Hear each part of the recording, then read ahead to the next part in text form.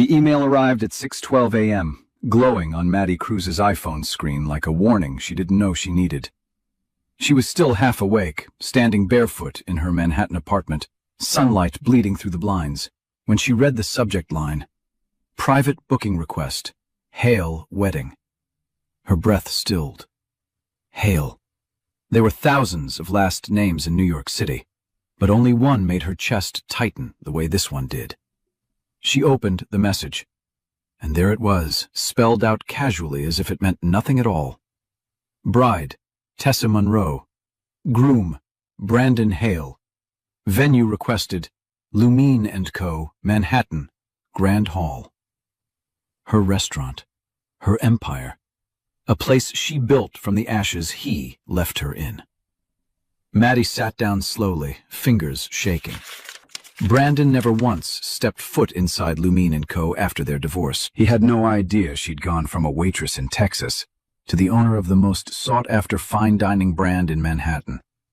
To him, she was still the girl he once accused of never going anywhere. But now, he wanted to host his wedding here, in her building, under her roof. And he didn't know. For a second, she almost laughed. For another, she nearly cried. And then the kicker hit her, hard and cold. Attached was a note from the newly hired receptionist. "Hi, Maddie. The groom insisted the manager on duty be you. He said you owe him at least that much. Should we confirm?" The audacity. The man who destroyed her reputation, walked out with rumors trailing behind him, and married his PR sweetheart, now wanted her to serve him champagne on a silver tray. Her pulse steadied. A fire rose slowly in her chest. She typed one word back. Confirmed. Because if Brandon wanted a show, he had no idea who owned the stage now, and the curtain was about to rise, boldly, beautifully, disastrously, for him. The memories came back the moment Maddie stepped outside her apartment, the cold Manhattan air brushing against her face like an old bruise being touched again. It had been 3 years since she left Brandon Hale, but pain had a strange habit. It didn't disappear. It simply waited. Back then, she was still Madeline Cruz from rural Texas, the girl with a soft accent and second-hand clothes, who followed Brandon to New York because she believed in love more than logic. She worked double shifts at a diner, saved every dollar, and dreamed of building a life with him. But New York changed Brandon, polished him, sharpened him, fed his ego in ways she couldn't compete with. The first crack appeared when he told her not to speak during his networking dinner. "Your accent makes you sound uneducated, Maddie. Just smile, okay?" A simple sentence, a clean cut. Then came the second crack when he accidentally left his messages open on their shared MacBook Air. Maddie never forgot the words she saw. "I'm stuck with her for now. She's sweet, but going nowhere. Once I get my promotion, I'm out." She stared at the screen for nearly an hour, unable to convince herself it was real. But betrayal rarely comes alone. Brandon didn't dump her. No, he humiliated her. He leaked rumors to mutual friends that she was clingy, unfaithful, financially dependent. Online, an Instagram post of him with Tessa appeared just 2 weeks after they separated, captioned, "Finally with someone on my level." The final blow came when he told her to move out of their apartment by Friday. "You'll be fine, Maddie," he'd said, zipping his suitcase. "A girl like you belongs somewhere slower. Texas, maybe." She left with 2 bags, a cracked phone, and a heart torn open. But what Brandon never knew was this. Pain became fuel. Humiliation became discipline. And the girl he dismissed became the woman he would one day kneel before, not out of love, but out of fear.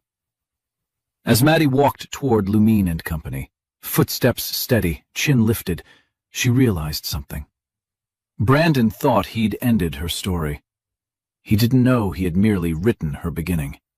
And now, unknowingly, he was walking straight into the chapter where the tables turned. Boldly, poetically, and irrevocably.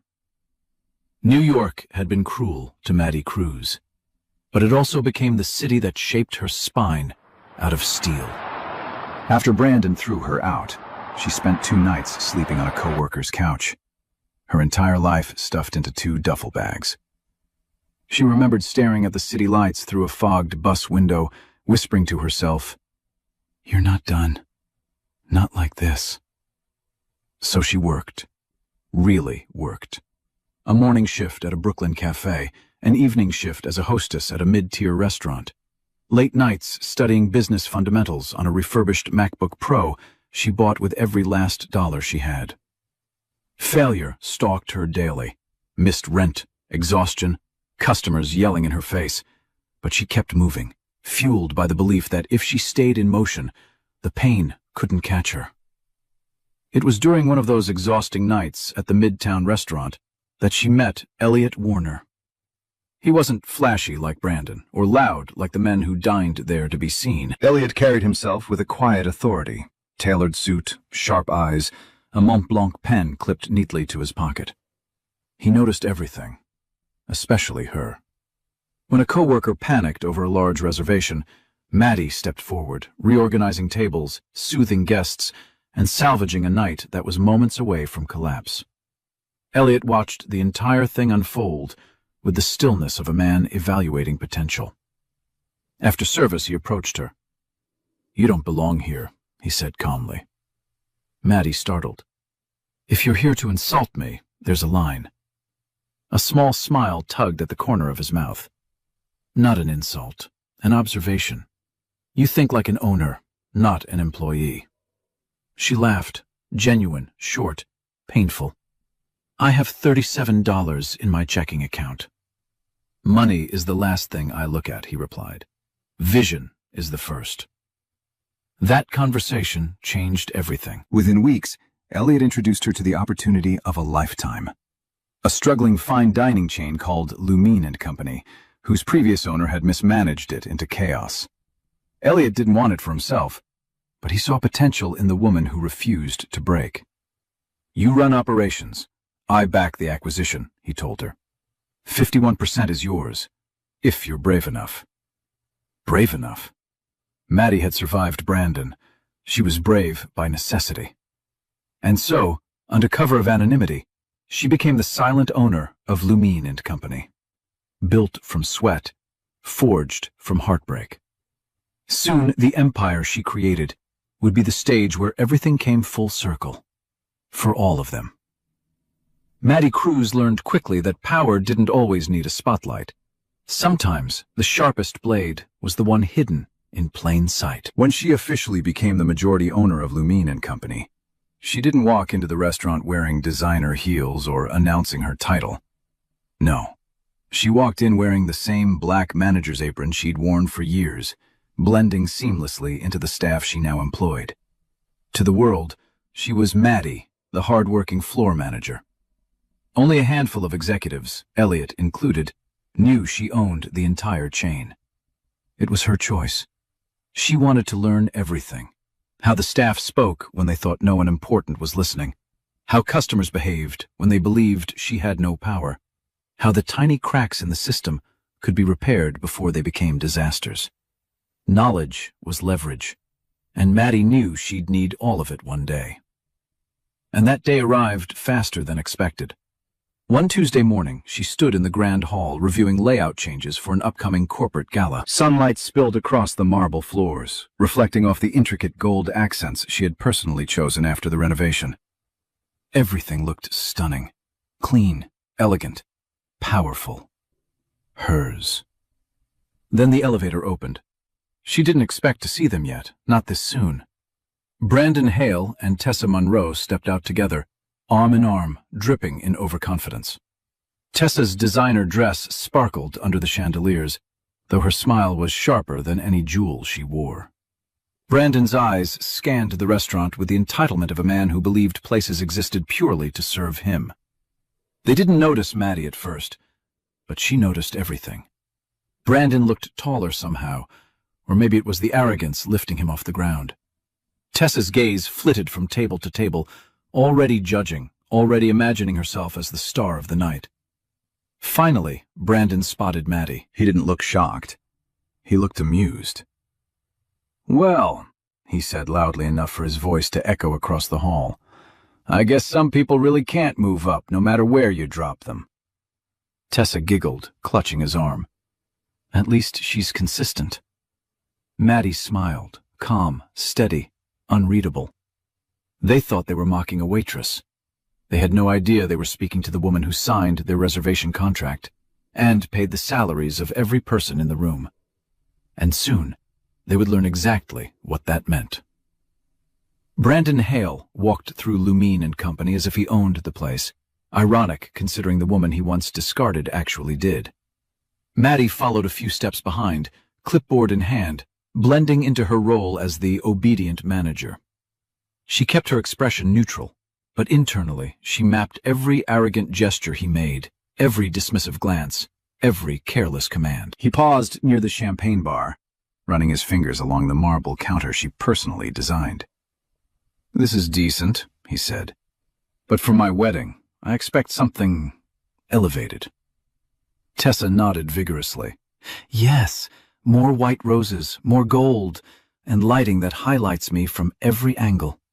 She turned to Maddie with a sugary smile that didn't reach her eyes. "Do you think you can handle that, sweetheart?" Maddie's jaw tightened, but she remained composed. "We can accommodate your requests." Tessa smirked, then leaned closer. "Good, because I want our wedding to look expensive. Cameras will be everywhere. You understand the pressure." Brandon added, "Just don't mess up, Maddie. This event is the biggest thing that'll happen to this place." The irony nearly made her laugh out loud. As they continued the walkthrough, Maddie instructed staff members on minor adjustments. Suddenly, Brandon snapped his fingers at her. "You," he barked. "Come here." She approached slowly. "We want to test entree options," Brandon said, tossing his coat onto a nearby chair without looking. "Bring us samples. And hurry, we have real meetings after this." Tessa chimed in. "Oh, and bring extra napkins. Brandon gets fussy when things drip." A staff member watching nearby clenched his jaw, clearly offended by the tone. Maddie subtly signaled him to step back. She didn't need anyone defending her. Not yet. Not today. Just when she thought the humiliation couldn't get worse, Tessa pointed at Maddie's shoes. "Are those the store brand ones? Adorable, truly. It's nice that you're practical." The insult hit harder than expected, not because Maddie cared about the shoes, but because it reminded her of the old Maddie, the one Brandon trained to feel small. But that Maddie was gone. She straightened, meeting Tessa's gaze calmly. "Is there anything else you'd like me to note?" Tessa blinked, thrown off by the lack of reaction. Brandon scowled, annoyed he couldn't provoke her. As they turned away, Brandon murmured, "Imagine being stuck working here forever." Maddie almost smiled. He couldn't imagine how wrong he was. By the time Brandon and Tessa finally swept out of Lumine and Company, the staff exhaled in collective relief. But Maddie didn't have a moment to breathe. Her phone buzzed with a message from the one person who always saw through her calm facade. Elliot Warner. "My office. Now." 10 minutes later, she stood inside his midtown tower, glass walls, skyline views, and Elliot himself positioned behind his sleek MacBook Pro, sleeves rolled up, jaw tight. He didn't look at her at first. He only clicked through security footage of Brandon snapping his fingers at her, Tessa mocking her shoes, the entire humiliating walkthrough. "You let them talk to you like that," he said quietly. "It's fine," Maddie replied.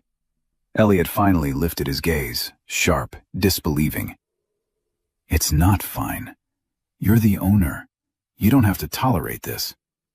She sank into the leather chair opposite him. "But that's the point. They don't know." "And how long do you plan to keep it that way?" Maddie hesitated. She had rehearsed this conversation in her mind, but now that it was happening, words tangled in her throat.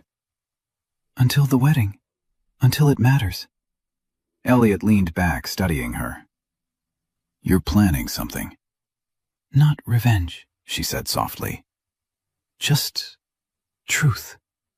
He exhaled slowly, rubbing his forehead. I don't like it. It's my past, Elliot. Let me close it my way. A long silence stretched between them as the sun lowered behind Manhattan's skyline. Then Elliot spoke, voice lower. There's something you should know. About Tessa. Maddie looked up. What about her?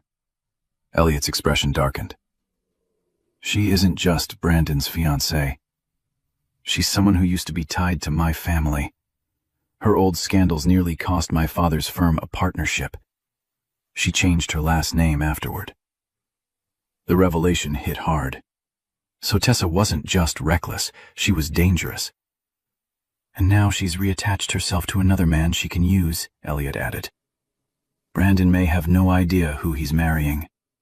Maddie swallowed. Should we warn him? Elliot shook his head. He wouldn't listen. Men like Brandon only learn when consequences break them. His words lingered like an omen. Outside the office windows, the city glowed, brilliant and relentless. Inside, Maddie realized something. The wedding wouldn't just expose Brandon. It might expose Tessa, too. And, unknowingly, they were building their own downfall. The morning after the meeting with Elliot, Lumine and company buzzed with unease. Word had spread among the staff. The VIP groom had treated Maddie, their calm, respected manager, like a disposable servant. No one dared confront Brandon directly, but the tension simmered beneath every whispered conversation. Maddie pretended everything was normal. She checked inventory, approved lighting adjustments, and reviewed vendor notes. But her stomach twisted each time someone mentioned the upcoming wedding. By noon, the day took an unexpected turn. A staff member hurried up to her, holding an iPad. Maddie? You need to see this. On the screen was a trending post from a gossip account. Is Brandon Hale's ex-wife still obsessed with him? Sources say she's lingering around his wedding venue. Then there were screenshots, old photos Tessa had dug up, clearly fed by Brandon, painting Maddie as a clingy, jealous ex who couldn't move on. A hollow ache settled in Maddie's chest. After everything she endured, they were still coming for her. Another staff member muttered, "Why would they post something like this? Maddie doesn't bother anyone." A server added, "If that were my ex, I'd ban him from the building." Maddie forced a tight smile. "It's fine. Please get back to work." But it wasn't fine. Brandon had always been good at rewriting stories, turning himself into a hero at the expense of whoever stood closest. Now, with a wedding hashtag to maintain, he needed Maddie to be the villain. She stepped into the back hallway, pressing her palm to her chest to steady her breath. The old panic crept up, the same suffocating feeling she had when Brandon shoved her out of their apartment with 2 suitcases and a broken heart. Just as the anxiety peaked, a voice cut through. "Maddie?" It was Ben, the quiet sous chef who rarely spoke unless necessary. He held out a steaming cup of coffee. "You look like you need this," he said shyly. Maddie blinked. "Thank you, Ben, really." He hesitated. "You don't deserve what they're saying. Some of us, we know who you really are." Her throat tightened. Someone believed her. Before she could respond, her phone vibrated. A message from an unknown number. "Enjoy being in the background while I shine at the wedding. Don't embarrass yourself, Maddie. Tessa." A second message followed. "Know your place." Maddie stared at the screen, anger stirring beneath her ribs. Oh, she knew her place. At the top. They just hadn't realized it yet. By the time Maddie finished her shift, the city had already slipped into its evening glow. Manhattan's skyline shone like a constellation of sharp, glittering teeth, beautiful, but ready to bite. Normally, she would take the subway home, curl up with her notes, and drown her stress in chamomile tea. Tonight, she couldn't breathe. Her chest felt tight, her hands cold. Tessa's text replayed in her mind like a poison loop. Know your place. Know your place. Know your place. She pressed a hand to her sternum, inhaling shakily. Panic wasn't new to her. Brandon had planted that seed years ago, but this was different. This wasn't fear of him. This was fear of becoming who he claimed she was. She needed air. She needed silence. She needed Elliot. She didn't mean to call him. Her trembling thumb hit his name by accident. But when she heard his voice, steady, low, grounding, she nearly crumpled right there on the sidewalk. "Maddie, what's wrong?" She swallowed hard. I don't know. Can I come over?" "You're already expected," he replied. Penthouse doors open. His penthouse overlooked Park Avenue, all glass and warm lighting, an impossible contrast to the chaos inside Maddie's chest. When she stepped in, Elliot didn't ask questions. He simply held out a soft blanket and a warm mug of Starbucks chamomile tea. "Sit," he said gently. She sat, and finally, the tears fell. "I thought I was past this," she whispered. "But seeing the posts, the comments, it feels like I'm drowning all over again." Elliot lowered himself beside her, elbows on his knees. "Brandon broke you down for years. Healing doesn't erase that overnight." "I hate that they still have power over me." "They don't," he said firmly. "You're reacting to echoes, not reality." She wiped her cheeks. "Feels real." "That's why I'm here. To remind you of who you've become, not who he told you you were." Something in his voice softened the weight on her ribs. Elliot had a way of speaking that rebuilt her without even trying. After a long silence, he added, "You won't face the wedding alone. I'll be there." She looked at him, startled. "Why?" His eyes held hers. "Because, Maddie, you deserve to be seen. Properly." Her pulse stuttered. For the first time in years, she didn't feel small. She felt chosen. Outside, the city roared. Inside, something new began to bloom. The day of the wedding arrived with the kind of cold Manhattan wind that cut through even the thickest confidence. By 3 p.m., Luminet and Company glowed like a jewel. Golden sconces polished, champagne chilled, white roses arranged in cascading towers that Tessa insisted on for aesthetic impact. Staff hurried across the marble floors, adjusting final details. No one said it aloud, but every employee seemed to be standing a little closer to Maddie than usual, as though silently protecting her. Maddie walked through the grand hall with her tablet, checking tasks one by one. Her hair was tied back, apron crisp, expression composed. She looked exactly like the manager Brandon assumed she was. But her eyes carried a storm. The doors swung open. Brandon and Tessa strutted in first, trailed by a freelance videographer who filmed their every dramatic step. Brandon was in a designer tux he definitely couldn't afford without credit. Tessa sparkled in a beaded white gown that screamed sponsorship. "Maddie," Tessa called sweetly. "Come here. We need assistance." Maddie approached, steady. Tessa extended her hand without looking at her. "Hold this," she ordered, dropping her Cartier clutch into Maddie's palm like Maddie was a coat rack. Brandon snickered, glancing at the videographer. "Make sure you get this. We want a behind-the-scenes look at how hard everyone works for us." The humiliation was intentional, crafted, public. But Maddie didn't flinch. Still, the staff noticed, and they bristled. Ben, the sous chef, muttered under his breath, "I swear if they talk to her like that again." "Not now," Maddie whispered. "Save your energy." As she turned to leave, Tessa called out again. "Oh, and Maddie? Be careful with the clutch. It's worth more than your monthly salary." Several employees froze. Maddie inhaled slowly. "Of course, Ms. Monroe." She walked away, gripping the clutch lightly so her frustration wouldn't crush it. The insult didn't wound her pride. It enraged her memory. This was exactly how Brandon used to chip away at her self-worth. But today wouldn't end like the past.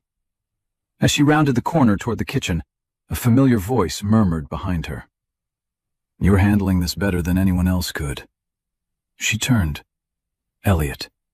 He had arrived early, quiet, immovable, steady as stone. You ready? He asked softly. Maddie looked back toward the hall where Brandon and Tessa posed for cameras. I'm ready, she said. Let the show start. And the first crack in the facade was already forming. The evening crowd flooded into Lumine and Company with the entitled energy of people who believed attendance alone made them important. Laughter echoed beneath the chandeliers, heels clicked across the marble, and waiters weaved through the space carrying trays of champagne that cost more than Maddie used to earn in a week. Brandon thrived in it. He stood near the floral arch, posing, performing, pretending, while Tessa fluttered around him like a sequined butterfly. Cameras followed, guests gossiped, and every moment seemed engineered for social media. But the real show hadn't begun. Maddie kept to the outskirts, directing staff, adjusting timelines, making sure the evening ran flawlessly.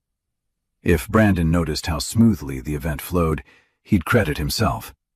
If anything went wrong, he'd blame her. It was the pattern of their relationship, alive even in divorce. Then it happened. During a quiet pause between courses, a group of guests gathered near the bar. One of them, the type who bragged loudly about crypto investments, asked Brandon loudly, "So, is it true? Your ex-wife works here?" Brandon smirked, throwing a glance toward Maddie, who stood a few feet away reviewing a seating chart. "Yeah," he said, projecting his voice for maximum reach. "She never had much ambition. This is about as far as she could climb." His circle burst into cruel laughter. Someone else chimed in. "Well, at least she's useful tonight. Every wedding needs staff."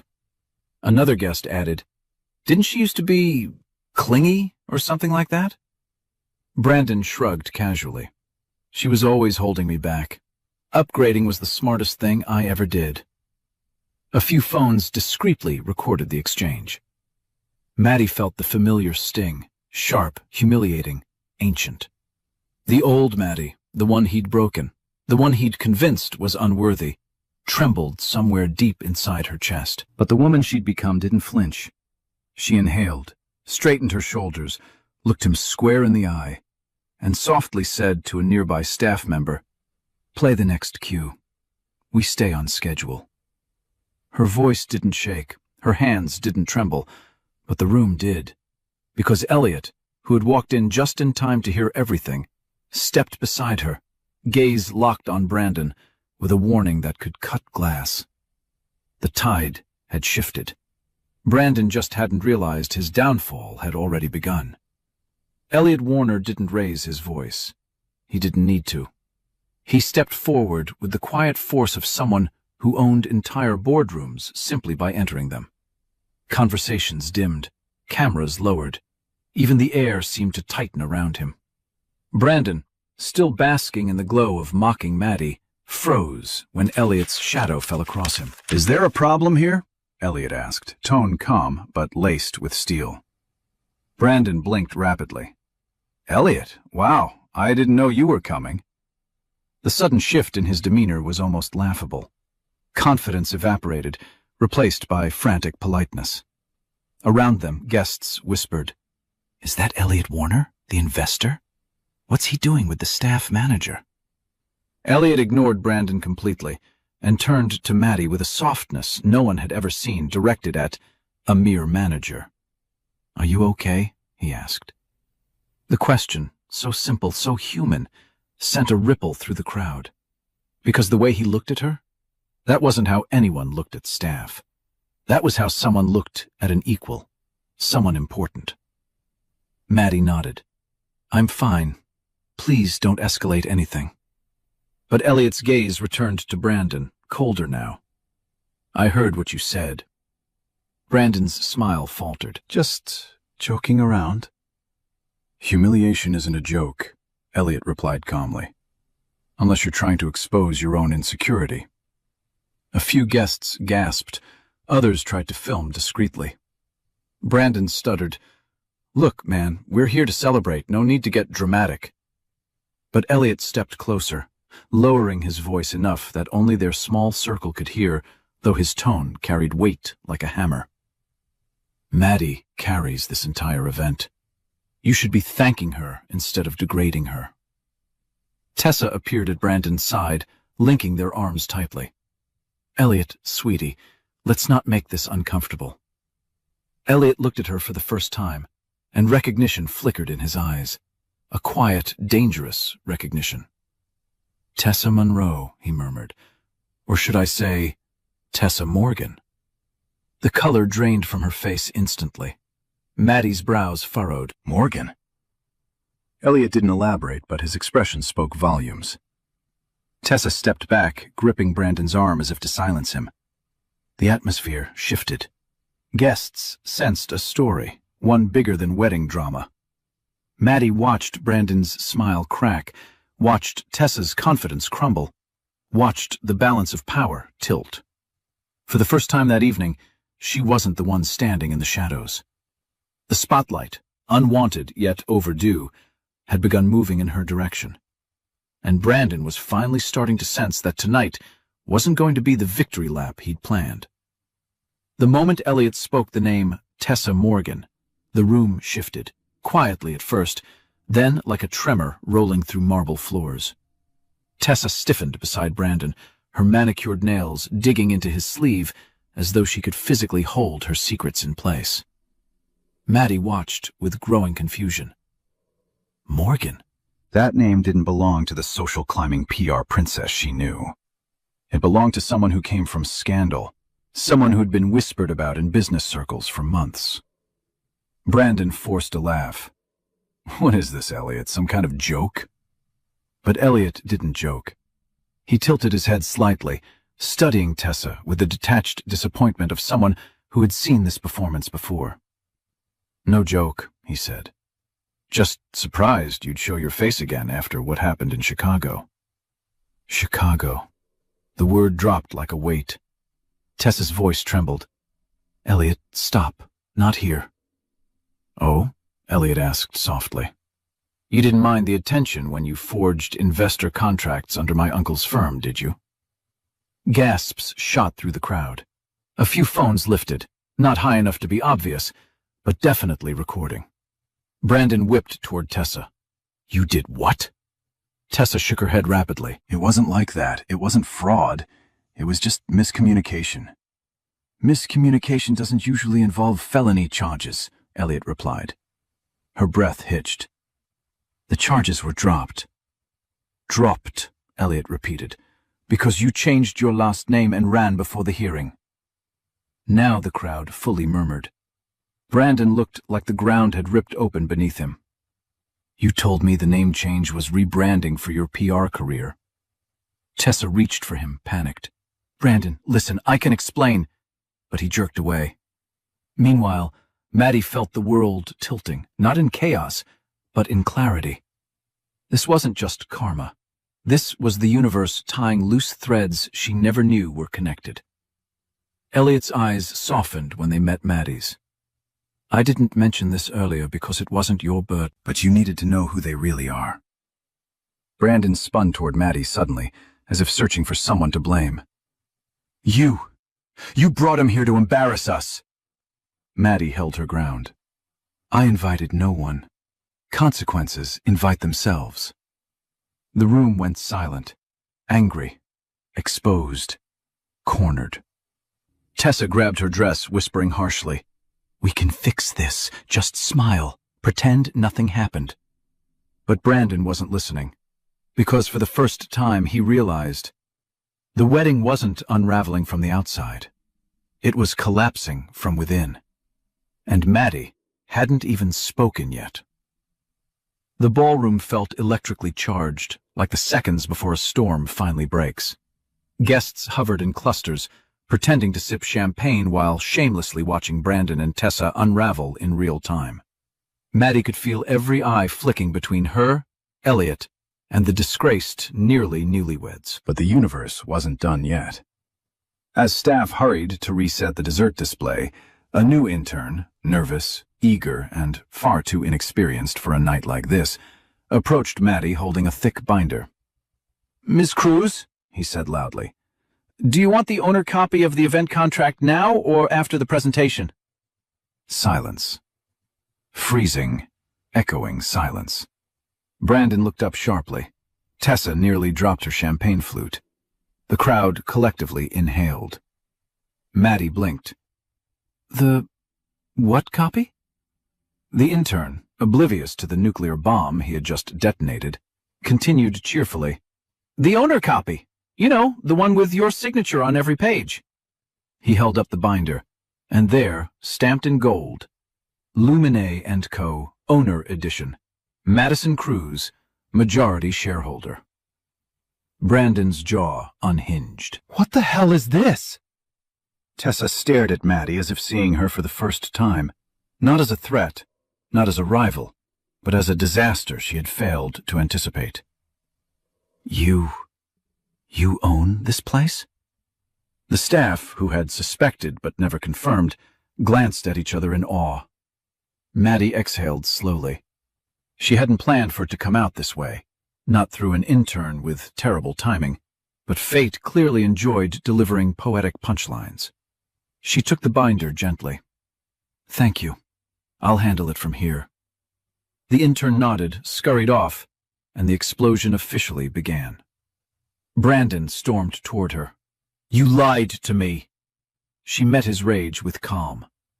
We're divorced, Brandon. I don't owe you my resume. You let me talk to you like some underpaid worker. You chose to talk to me that way, Maddie corrected softly. Someone in the crowd whispered, Oh, that's good. Tessa stepped forward, voice trembling. So, you're rich? Maddie smiled faintly. I'm capable. Wealth was a byproduct. Brandon's face reddened, humiliation blooming like wildfire. You were beneath me. You were nothing.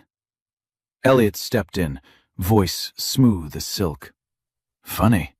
I see nothing beneath you right now, except the shattered remains of your ego. Guests snickered.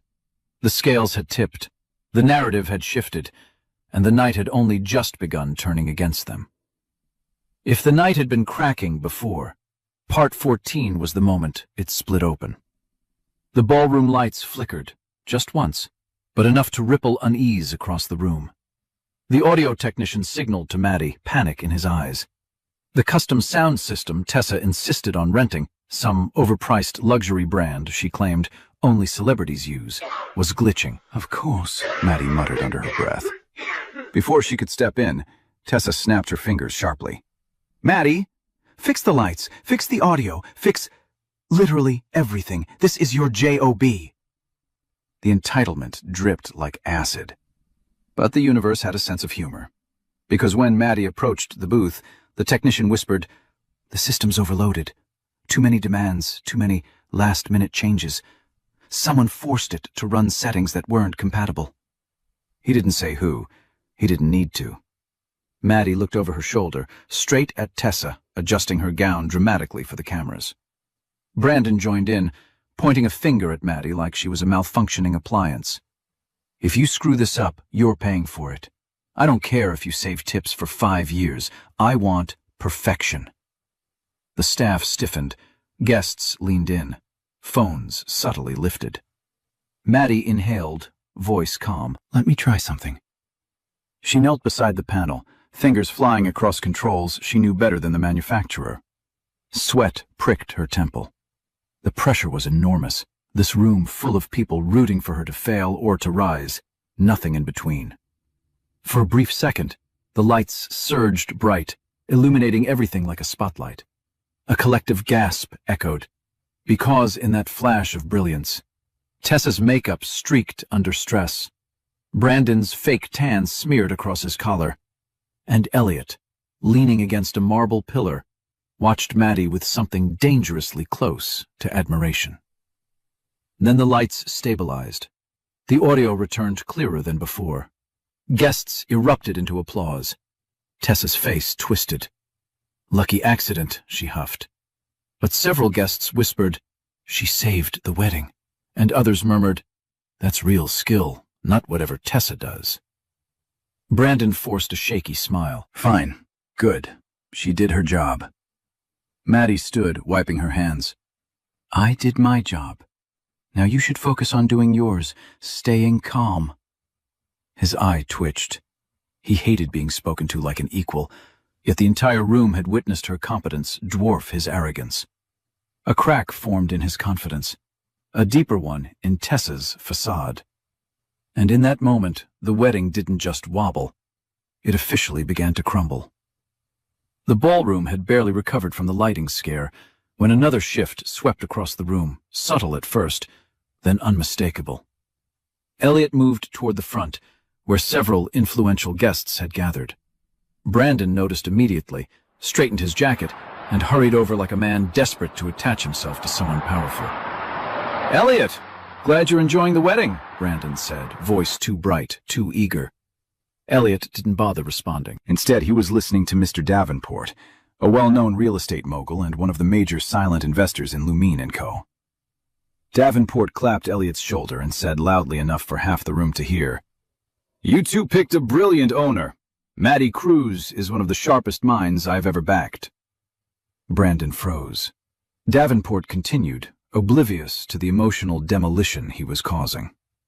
"I've never seen anyone scale a business so cleanly. Elliot, your partnership with Maddie is one of the smartest moves your firm has made." Gasps rippled across nearby tables. Maddie stood a few feet away, realizing this was it, the moment Brandon could no longer pretend he misheard, misunderstood, or misinterpreted anything. Brandon forced a laugh, voice cracking. Wait, Maddie? That Maddie? The manager?" Elliot pivoted slowly, expression unreadable. "She's been the majority owner for almost 2 years. Brandon's face drained of color. Tessa's glass clinked against her teeth as she stared at Maddie in horror. You're wealthy? Like, real wealthy?" Davenport chuckled. "Real enough to buy this entire building if she ever wanted to." The crowd murmured loudly now, feeding on the shock like vultures circling fresh carnage. Brandon stumbled toward Maddie. "Why didn't you tell me?" She lifted her chin. "Why would I? You let me embarrass myself." "You embarrassed yourself," she corrected softly. "All I did was show up and work." Laughter, sharp, delighted, cruel, rippled from one of the tables. Brandon's humiliation deepened into something uglier. His voice rose. "You think you're better than me? Is that it?" Elliot stepped between them, posture relaxed, but voice dangerous. "She doesn't have to think it, Brandon. Everyone can see it." Brandon's breathing turned frantic, erratic. He looked around the room and found no allies, no admiration, only pity, judgment, and morbid fascination. Tessa backed away from him, whispering, "This wasn't the plan. You lied to me. You said she was nobody." But the truth rang louder than any vow they had planned to exchange. Tonight, only one thing was clear. He had married the wrong woman, and underestimated the right one. If the night had been unraveling before, Part 16 was the moment the entire wedding detonated. The microphone on stage crackled to life as the event coordinator announced, "Ladies and gentlemen, before we continue with the dinner service, our venue's owner has been requested to say a few words." Guests turned curiously. Brandon's head whipped around. Tessa stiffened, clutching her clutch like a life raft. And then Elliot stepped aside, clearing a path. Maddie walked forward. Slowly, calmly, with the kind of poise people aren't born with, but forged through humiliation, heartbreak, and clawing her way back into the light. Whispers spread like wildfire. "That's her? She owns Lumine & Company? She looks powerful." Maddie reached the center of the stage. For a moment, she simply held the microphone, breathing through the weight of 100 staring eyes. Public speaking once terrified her, but tonight, fear had no room left to occupy. "Good evening," she began softly. "Thank you all for being here to celebrate Brandon and Tessa. Her voice was calm, almost gentle. But the calm before a hurricane is also gentle. "I've had the privilege of overseeing the operations of Lumine and Company," she continued. "And for the past 2 years, I've been honored to serve as its majority owner." Gasps erupted. Several guests nearly dropped their glasses. On the left side of the room, Brandon mouthed something that looked a lot like, "No, no, no." Tessa swayed slightly, gripping a nearby chair. "But more importantly," Maddie added, her gaze steady, "I've learned that success isn't measured by who claps for you, but by who tries to tear you down and fails." A murmur of admiration swept across the tables. She didn't mention Brandon directly. She didn't have to. Every person in the room knew exactly what she meant. Behind her, Elliot watched proudly, shoulders relaxed, expression soft in a way no one had ever seen from the famously stoic CEO. Maddie ended with a simple bow of her head. "Thank you for supporting our establishment tonight. I hope you enjoy the rest of your evening." Polite applause began, then genuine applause, then cheering. Brandon stood there, trapped under a spotlight he'd never wanted. His face flushed red, then pale, then red again. Tessa whispered urgently, "Do something." But he couldn't, because in one elegant, devastating moment, Maddie had reclaimed the narrative, the power, and the room. And nothing, not a wedding, not a lie, not a man, could take that from her again. Brandon Hale moved toward the stage like a man drowning, desperate, frantic, grasping for anything that might pull him back to the surface. But the room had changed. People no longer looked at him with admiration or curiosity. They watched him the way one watches a car crash, horrified, yet unable to look away. "Maddie," he hissed, voice cracking as he climbed the steps. "We need to talk. Now."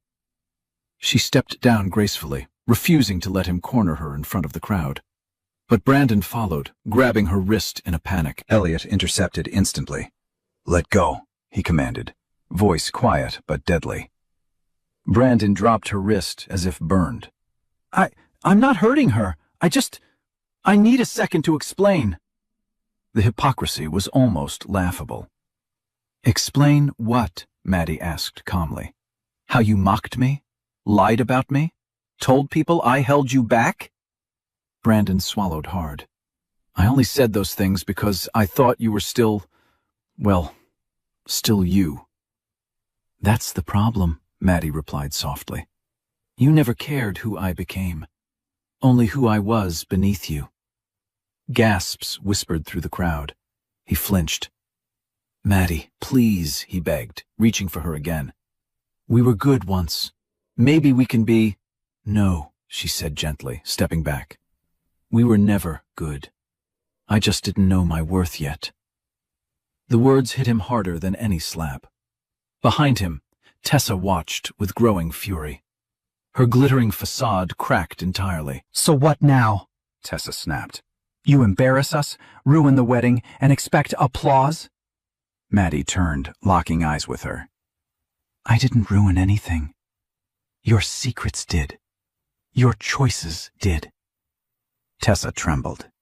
"You think you're better than me because you're rich now?" "No," Maddie said. "I'm better because I stopped letting people like you define me." Elliot stepped beside her, solid, steady.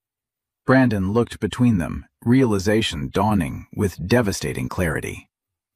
"You're with him?" he choked out. "Was that your plan? Replace me with a billionaire?" Maddie almost laughed.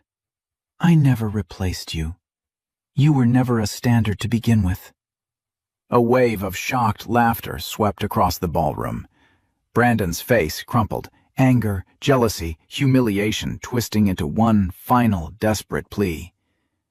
"Maddie, please, don't leave me like this." She looked at him with the gentleness of someone who had finally healed. "I'm not leaving you. I left you years ago. You just didn't notice." The room erupted, Whispers, awe, satisfaction. And Brandon realized something too late. He hadn't just lost the girl he underestimated. He'd lost the audience he lived for. Brandon Hale had survived scandals before, mostly ones he created himself, but nothing prepared him for the avalanche about to hit. Because the moment he reached for another excuse, another lie, another desperate attempt to salvage dignity, the universe decided it was done granting him chances. It started with a phone alert, a sharp ding from somewhere in the crowd. Then another, and another. People glanced at their screens, eyes widening. A video had begun circulating, fast. Someone had uploaded the clip of Brandon mocking Maddie earlier. She never had much ambition. This is about as far as she could climb. The caption read, "Groom insults staff at his own wedding. Turns out she owns the venue." Within minutes, the ballroom was filled with the buzz of notifications. Guests whispered, shifting uncomfortably as they realized they were witnessing a public meltdown in real time. Brandon grabbed his phone, his face drained of all color. "Oh my God," he whispered. "This already has 20,000 views. Who recorded this?"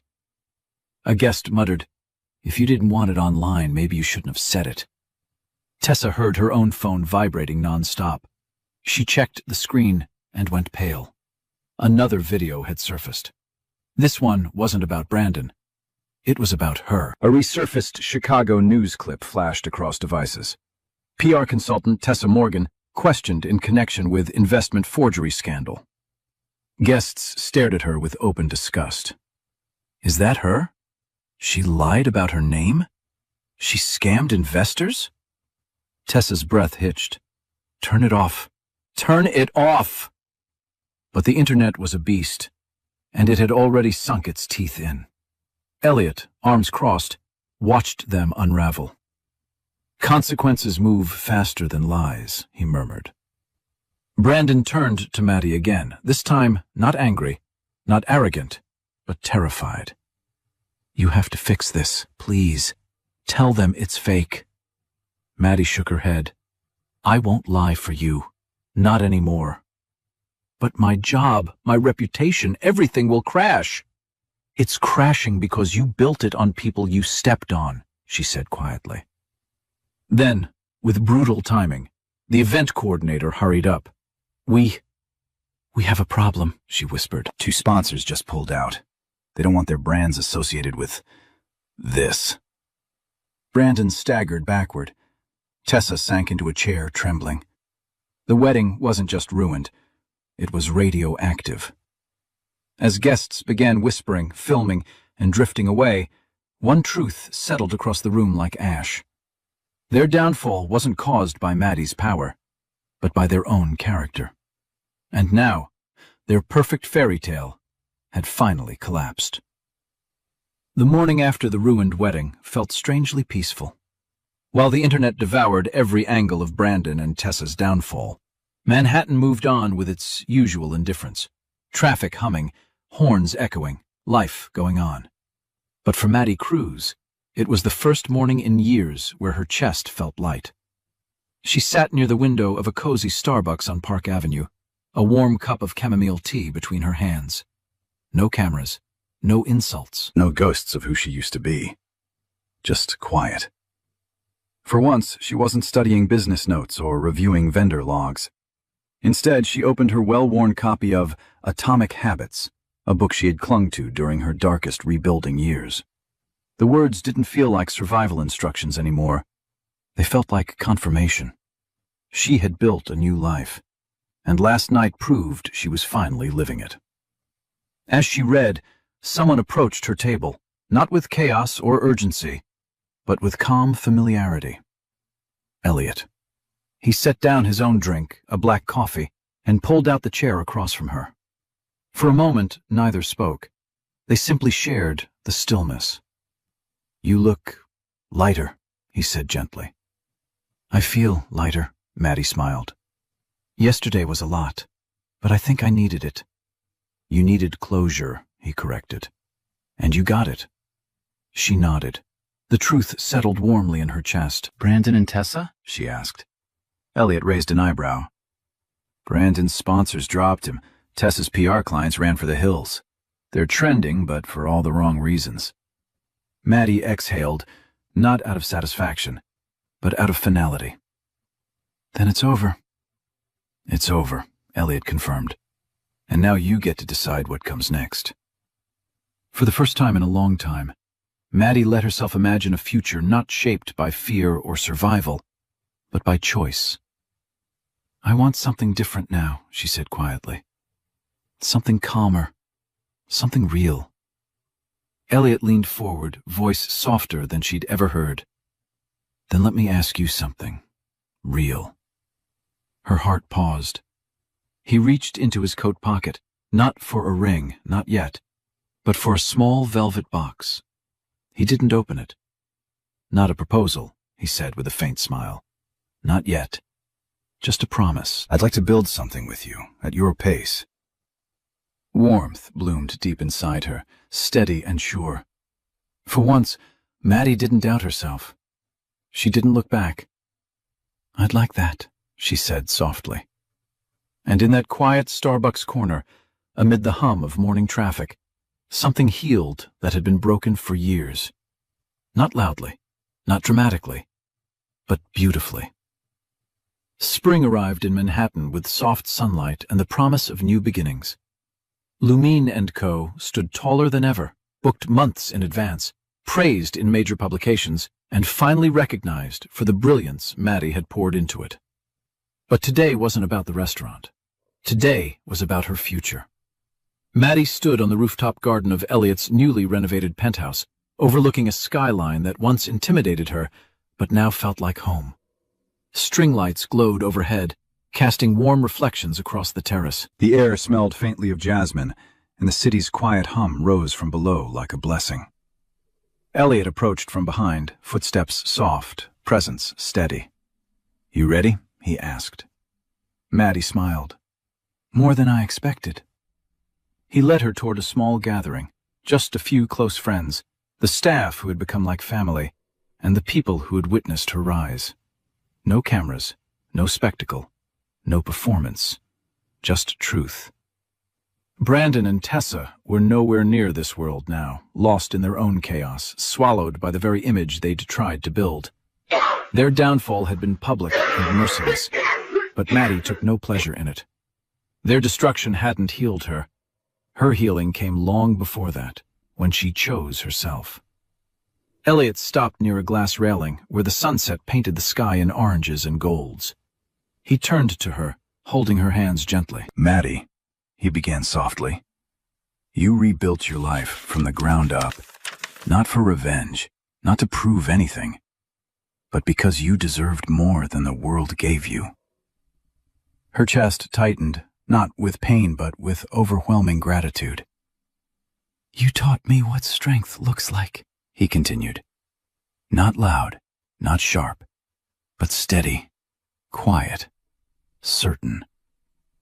He reached into his jacket and pulled out the velvet box, the same one he'd shown her weeks before in Starbucks, but unopened until now. This isn't about saving you or fixing you, he said. You already did that yourself. This is about choosing a future with someone who sees you clearly. He opened the box. A simple, elegant ring shimmered in the fading light. Madeline Cruz, he said. Will you marry me? Tears filled her eyes, soft, full, certain. Yes, she whispered. 1,000 times yes. The rooftop erupted in gentle applause. Elliot pulled her into his arms as the city glowed behind them. And for the first time in her life, Maddie wasn't surviving, or proving, or enduring. She was simply, finally, happy.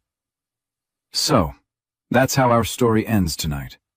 And if you're still here, still listening, still breathing with this journey until the very last moment, then something in Maddie's story touched a part of your heart you maybe don't talk about often. Maybe a part that's still healing. Maybe a part that just needed to be seen. The Stoic philosopher Marcus Aurelius once wrote, "The impediment to action advances action. What stands in the way becomes the way. And that's exactly what we witnessed. Every wound Maddie carried became a doorway. Every humiliation became strength. Every ending became a beginning. She didn't win because life was fair. She won because she chose not to surrender her dignity. And maybe that's your message tonight, too. You are allowed to start again. You are allowed to outgrow who hurt you. You are allowed to rebuild quietly until the day you no longer need to explain your worth to anyone.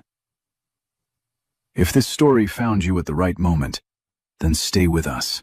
Like, share, and subscribe, not for numbers, but so we can keep walking through these stories together, healing, learning, rising. I'm still here with you, and I'm proud of you. This video is a work of fictional storytelling created solely for entertainment, reflection, and emotional connection.